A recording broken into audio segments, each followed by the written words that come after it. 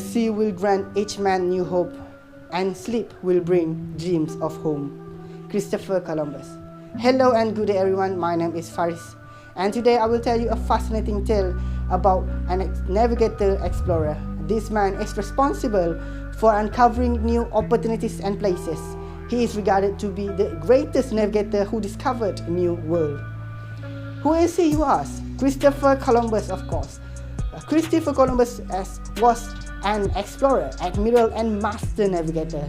He was born in Genoa between 25th of August and 21st of October 1451. Although Viking like Leif Erikson had visited North America 5 centuries before, he has typically been referred to as the discoverer of the New World. In April 1492, he was given the title of Admiral of the Ocean Sea, and by the gift listed in the Book of Privileges, a record of his title and claims. Now moving on to the purpose of the exploration. The first is due to presence of spice, which are unavailable in Europe. Spice become incredibly expensive because they had to come by, and following that out for a desire for 3G. You may be wondering what 3G is. 3G stands for God, Glory and Gold. The first G was gold, because gold would bring wealth and power to whichever country discovered it. Then come gods. European desire to propagate Christianity to new locations they explored. And last but not least, G is for glory, stood for colony who wishes to increase their authority and power as well as bring about glory. In addition, this exploration is motivated by the development of new navigational technology. For example, caravel and magnetic compass. Technology have allowed for longer sea voyages since they have better sail and move faster. And magnetic compass, for example, in fact that the needle always points north, make it simpler to calculate the direction and intended destination of the voyage. Now, we're moving on to the first voyage of Christopher Columbus to the New World. This expedition took place because Christopher Columbus wanted to find a new route to India, China, Japan and the Spice Islands. If he could reach this land, he would be able to bring back rich cargoes of silks and spices. Columbus urged Spain first in 1486 to provide finance for New World expedition by using different routes. Next, Columbus made a second request to King Ferdinand and Queen Isabella in 1492, but this time King Ferdinand of Spain endorsed the request. The Nina, Pinata and Santa Maria were the ships used in this voyage. On August 3, 1492, the 3 ships set sail from Spain. The journey by ship took about 36 days to complete. Columbus arrived in America on October 11, 1492. In modern Bahamas, he named this island San Salvador. He first encountered indigenous Americans, including Lucayan, Taíno and Arawak peoples. Columbus referred to these Native Americans as Indios, which literally means Spanish for Indians. On 30 January 1493, he made a final port of call in Bay of Recon and at the eastern end of Samana Peninsula. Now we're going to look at his journey to return to Spain. When Columbus returned, most people believe he had reached the East Indies. Columbus was credited to discovering a Novi Orbis, the New Globe, by historian Peter Martyr. Columbus returned to the monarchs with a few small samples of gold, pearls, native gold jewelry, a few Taíno he kidnapped, flowers, and hammock. His discovery prompted Europeans' power to explore and settle in America.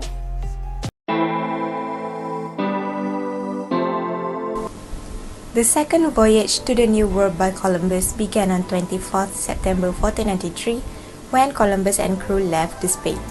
Before that, he was directed by Ferdinand and Isabella to maintain friendly, even loving relations with the natives. The second voyage was to be a large-scale colonization and exploration project. Columbus was given 17 fleet, which is 2 naos and 15 caravel. The 17th fleet were used to carry approximately 1,500 people and all of the supplies needed to cross the Atlantic Ocean. The stated purpose of the second voyage was to convert the indigenous Americans to Christianity. Moreover, Columbus' orders were to expand the settlement in Hispaniola, convert the population of indigenous people to Christianity, establish a trading post, and continue his explorations in search of China or Japan. The fleet set sail on 13 October 1493 and made excellent time, first sighting land on 3rd November. Included on this voyage for the first time were European domesticated animals such as pigs, horses, and cattle. On 3rd November 1493, Christopher Columbus landed on a rock shore on an island that he named Dominica. On the same day, he landed at Mary Galante, which he named Santa Maria la Galante. After sailing past Les Saintes, he arrived at Santa Maria de Guadalupe, which he explored between the 4th November and 10 November 1493.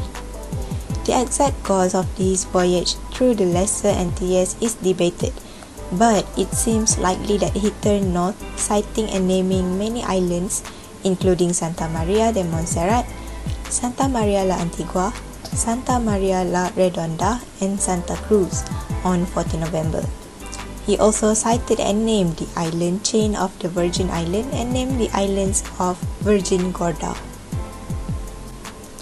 On Santa Cruz, the Europeans saw a canoe with a few Carib men and 2 women. They had 2 male captives and had recently castrated them. The Europeans pursued them and were met with arrows from both the men and women, fatally wounding at least 1 man, who perished about a week later. The fleet continued to the Greater Antilles and landed on the island of San Juan Bautista, present-day Puerto Rico, on 19 November 1493. Columbus has established a colony in Americas and have exploited the natives to be traded as slaves.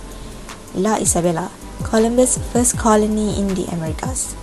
At that time, Spanish colonies under Columbus' rule began to buy and sell natives as slaves, including the children. Columbus had planned for Queen Isabella to set up trading posts with the cities of the Far East made famous by Marco Polo, but whose Silk Road and Eastern Maritime roads had been blockaded to her crown strait. However, Columbus would never find China or Japan, and there was no longer any great hunt for trade treaties. Next, by 1494, Columbus had shared his viceroyship with one of his military officers named Margaret, ordering him to prioritize Christianizing the natives, but that part of their noses and ears should be cut off for stealing.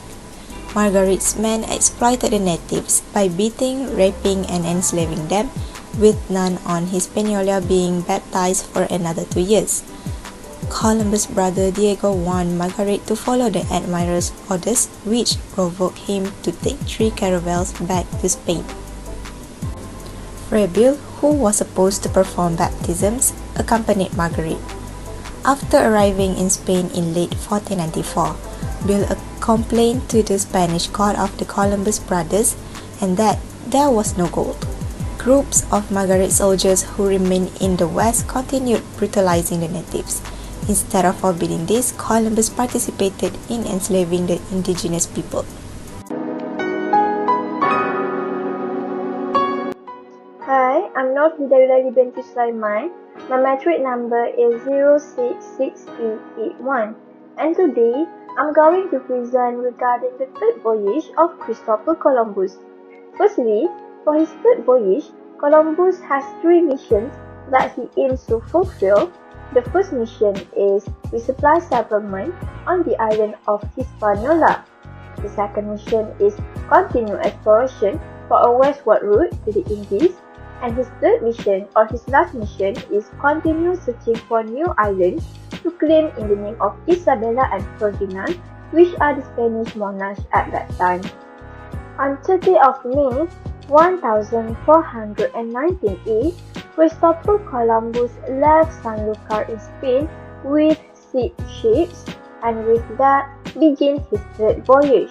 Columbus explored Trinidad, which he renamed after the Holy Trinity, and as well as part of Venezuela, where it was then known as the Arnica River. After that, Columbus then returned to Hispaniola because he was in full health and determined to find out what was going on in Hispaniola, where he found settlers in a state of rebellion as they accused him of misleading them with the false promises of gold and riches which were not to be found on Hispaniola. And words of the problems in the colony then had reached Spain. Not long after that, the monarch sent a royal representative to investigate what was going on in Hispaniola after words of rebellion reached Spain. However, Columbus succeeded in putting down most of the rebellions by acceding to some of the rebels' demands, while hanging others. When the royal investigator arrived, he concluded that Columbus exceeded his authority and ordered him return to Spain in chains. When he returned to Spain, Ferdinand and Isabella, which are the Spanish monarchs, ordered his immediate release and summoned him to the royal court. The monarch then ultimately decided to allow Columbus to keep his titles and money. However, they no longer allow him to actually rule any colony in the New World, hence bringing the third voyage of Christopher Columbus to an end. That's all from me. Now, let's welcome our next presenter that will explain regarding the fourth voyage of Christopher Columbus.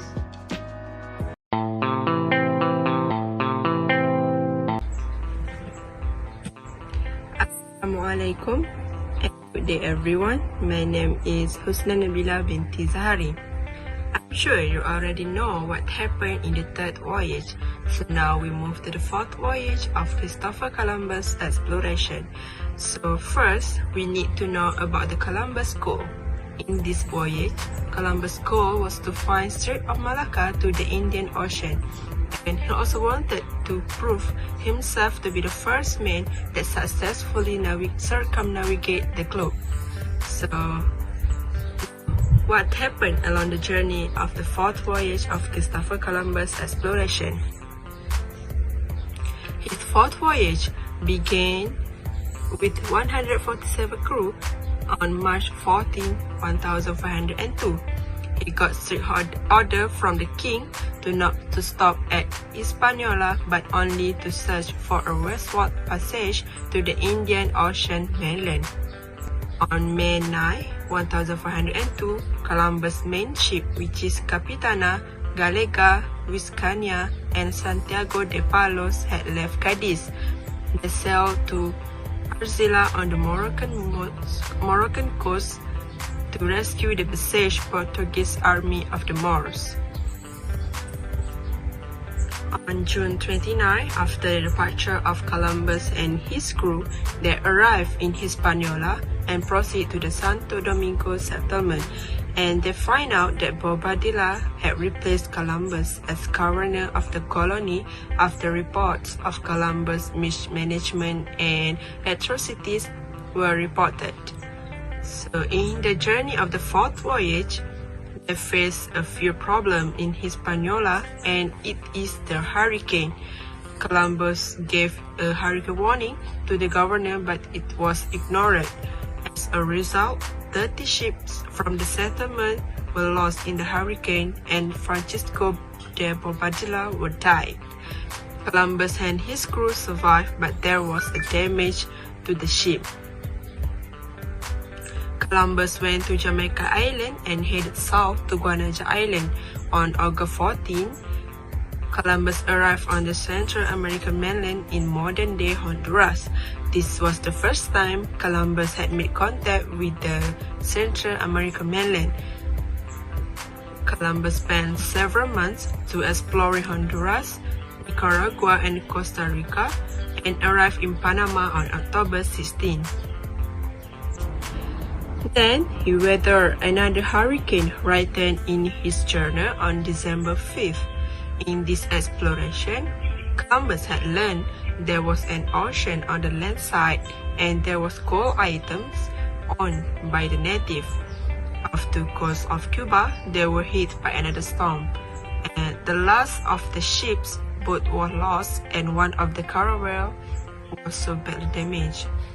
Columbus and his men were stranded to Jamaica for years, and he sent his men, which is Diego Mendez, to sail to Hispaniola to ask for rescue. Finally, Mendez was able to charter a small caravel which arrived at Jamaica on June 29, 1504 and rescued the expedition. Columbus returned to Spain and arrived on 17th November 1504. Columbus' final voyage to the New World was over. He died 2 years later, and the last voyage of Christopher Columbus' exploration was completely succeed. So that's all from me. I sincerely appreciate that I had these opportunities to present to you. Thank you for your attention and interest.